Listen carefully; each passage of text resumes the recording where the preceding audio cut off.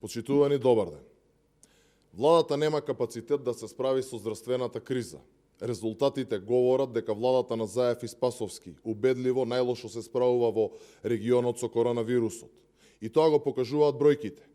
Не сакаме ова да се претвори во политичка пресметка, но неодменлив факт е дека ваквата неспособност на Заев и Спасовски се плаќа со животите на граѓаните. Значи имаме констатирана неспособност на владата, неспособност на онаа несрекна комисија за заразни болести која работи под политички диктат. Тука е и веќе здодевниот и ноншалантен Филипче и нервозниот извор на оваа неспособност и криза Зоран Заев. И за се ова што го говорам постојат факти. Печатираната неспособност говори дека Македонија убедливо најлошо на Балканот се справува со коронавирусот и е на прво место по бројот на заразени и смртни случаи на милион жители. Тоа значи дека здравството на Филипче и системот на Заев крахира. Македонија на милион жители има 81 смртен случај и 1698 заразени, додека Албанија има само 12 починати и 863 заразени, додека Словенија 52 починати со 716 заразени луѓе. Веќе втора недела имаме потроцифрена бројка на дневно ново заразени од коронавирусот. Тоа значи дека короната не стивнува, а полека Македонија станува балкански Вухан. И може до сабајле да се надмудруваме и да си го вперуваме прстот. Но здравието на граѓаните е нападното, а народот е оставен сам да се штити. Неодлучноста во носењето одлуки, како и изнасиленото глумење на нормализација, доведе до втор пик на корона и заразата се уште трае.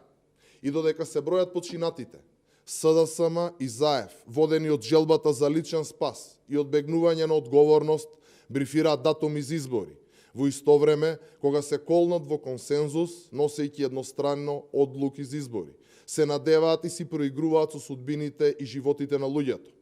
Лично, Зоран Заев, наместо да нуди решенија за спас на здравието на граѓаните, тој вели тоа е и да се умира и да се заразува, избори ќе има, а дозволува народот да страда. Убеден сум дека народот сето ова ќе го запамети кога ќе одлучуваат зад параванот. Но Македонија има поважна работа во овој момент, а тоа е да се спасуваат животи. Одлуката на Заев и Спасовски и нивната влада да не се продолжи вонредната состојба не е последица на тоа дека работите со корона кризата се подобрени. Туку напротив, тие се полоши од било кога споредено од првиот ден на кризата до сега. Туку поентата е што Заев го турка народот во кланица и нов корона пик, сакајќи избори без целосен мониторинг, какви што сме немале ниту од 90-тите.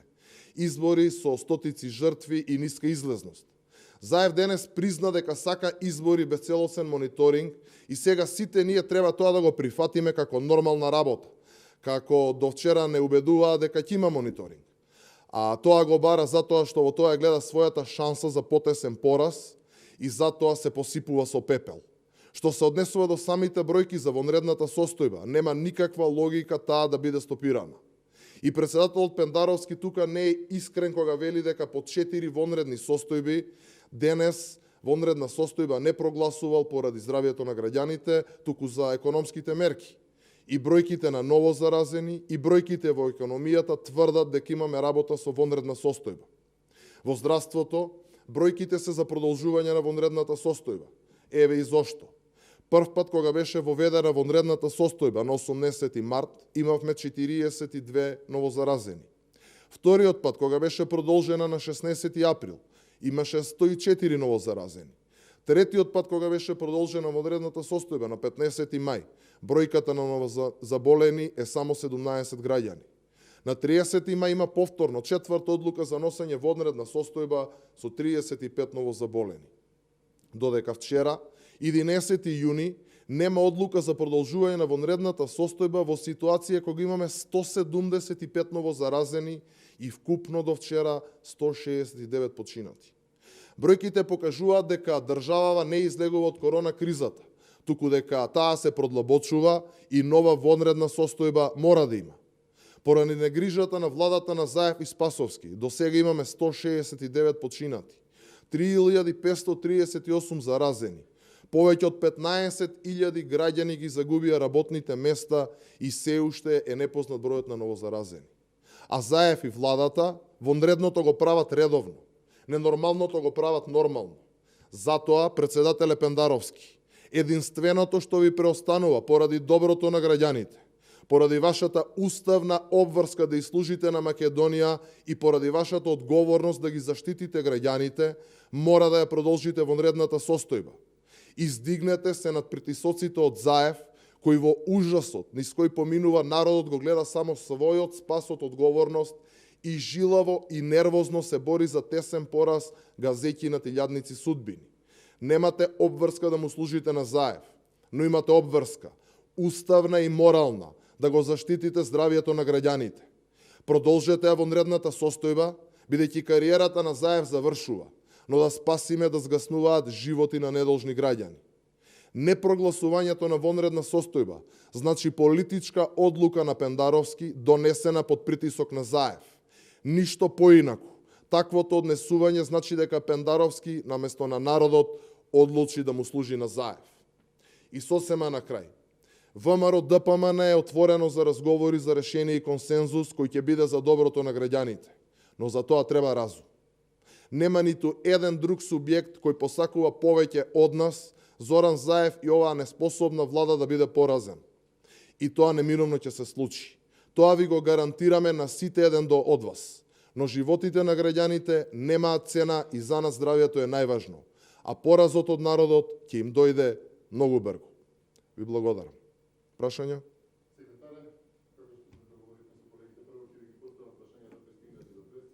Од Сител и од Канал 5 едно групно прашање.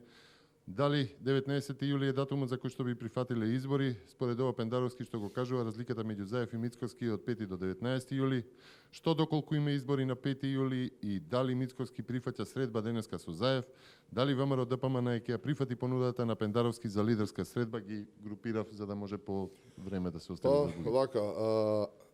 Ние не лицитираме со датуми, од прв момент тоа го кажавме и лицитирањето со датуми сметаме дека е всушност лицитирање и ставање во ризик на сите граѓани на Република Македонија и играње со здравието и животот на луѓето.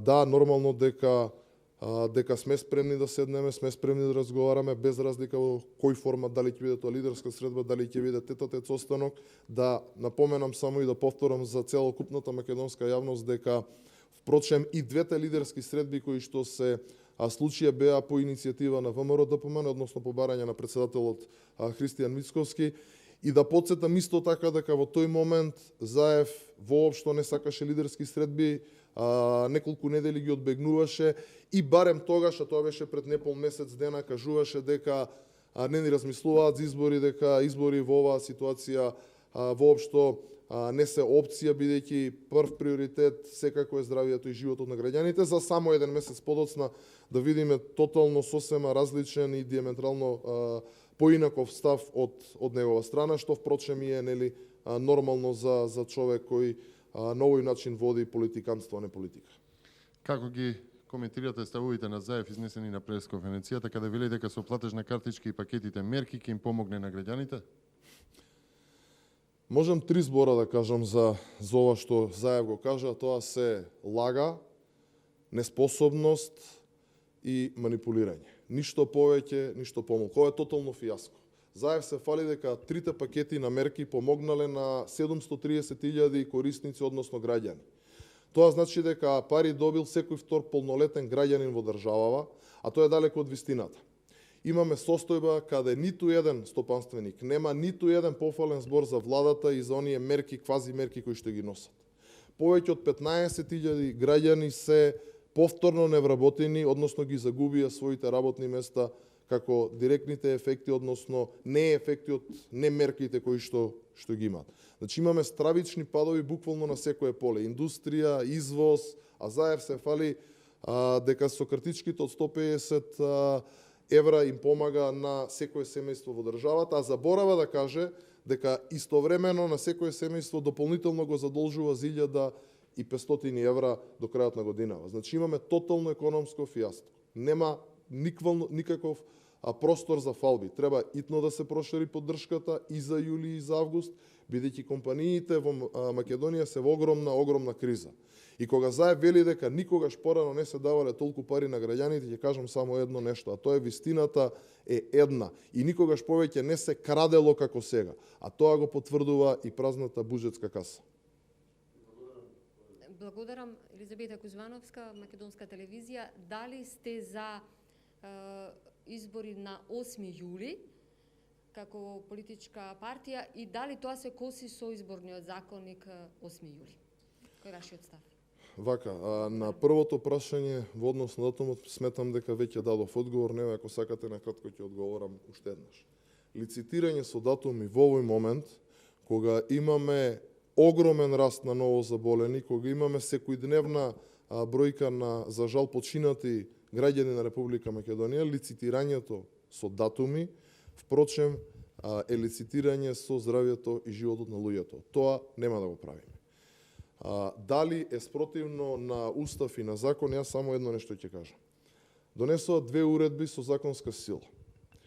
Нити за првата, нити за втората консултира некого, праша за мислење, се повикуваат нели на консензус, а прито едностранно одлучуваат. И во првиот и во вториот случај, особено во првиот, укажавме дека ваквото брзање, ваквото политиканство со брзото носење на одлуките, дека само дополнително ќе создадат кризи. И тоа де факто го гледаме денеска. Носењето на втората уредба де факто значи дерогирање на уставот и изборниот законник. Тоа е недозволиво и тоа е неуставна одлука. Искра Опеческа телевизија 24. Господин Енушев, барате нова воредна состојба, не лицитирате со датуми, а спремни сте да разговарате. Кажавте дека и двете средби со Заев беа на барање на вашиот председател. Тогаш дали ќе иницирате средба и што всушност ќе разговарате на таа средба, а во контекст на изборите? Ако не лицитирате со датуми и барате нова воредна состојба. Ви благодарам. Двете работи се посебни. Вонредната состојба ја бараме од причините кои што ги напомена во самиот прес, а тоа е пред се здравствената состојба.